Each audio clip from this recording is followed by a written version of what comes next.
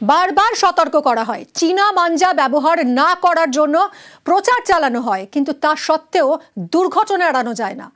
আজ বিশ্বকর্মা পুজো, আজ ফের চীনা মাঞ্জায় গলা কেটে মৃত্যুর ঘটনা ঘটলো। চীনা মাঞ্জায় গলা কেটে মৃত প্রাক্তন সেনাকর্মী।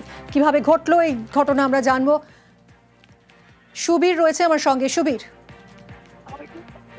দেখো, গৌতম ঘোষ নামে প্রাক্তন সেনাকর্মী জওয়ান, তার বাড়ি বারাকপুর ওয়ারলেস মোড়ে এবং সেখান থেকে সে কর্মরত অবস্থায় দমদম এয়ারপোর্টে কর্মরত এবং সেখান থেকে কিন্তু আজকে দুপুরবেলা সে ব্যারাকপুর ওয়ারলেস মোড়ের বাড়ি থেকে দমদম এয়ারপোর্টের উদ্দেশ্যে রওনা দিয়েছিল এবং সে জায়গা থেকে বাইকে করে যখন কল্যাণী এক্সপ্রেসওয়ে যাচ্ছিল তখন খর্দর কাছে সদরঘাটের কাছে চীনা মাঞ্জা সুতে কিন্তু তার গলায় লাগে এবং গলার নলি কেটে যায়। তখন রক্তাক্ত অবস্থা সেখান থেকে স্থানীয় বাসিন্দারা তাকে খড়দহ বন্দিপুর স্বাস্থ্যকেন্দ্রে নিয়ে যায় এবং নিয়ে গেলে সেখানে চিকিৎসকরা মৃত বলে ঘোষণা করে।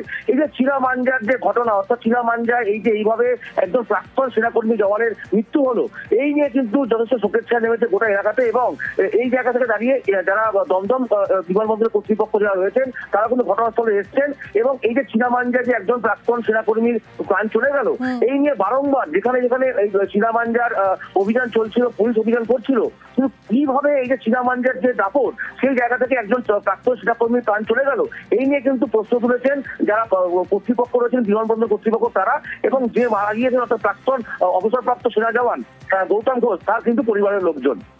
ধন্যবাদ সুবীর। উনি অন দ্য ওয়ে ছিল কল্যাণী এক্সপ্রেসওয়েতে, আর অফিসে যাচ্ছিল, এয়ারপোর্টে উনি চাকরি করে, থাকে হচ্ছে ব্যারাকপুরে। ব্যারাকপুর থেকে এয়ারপোর্টে যাচ্ছিল, ফুরি উঠছে, তার দড়ি লাগে, দড়িতে গলাটা কেটে যায়।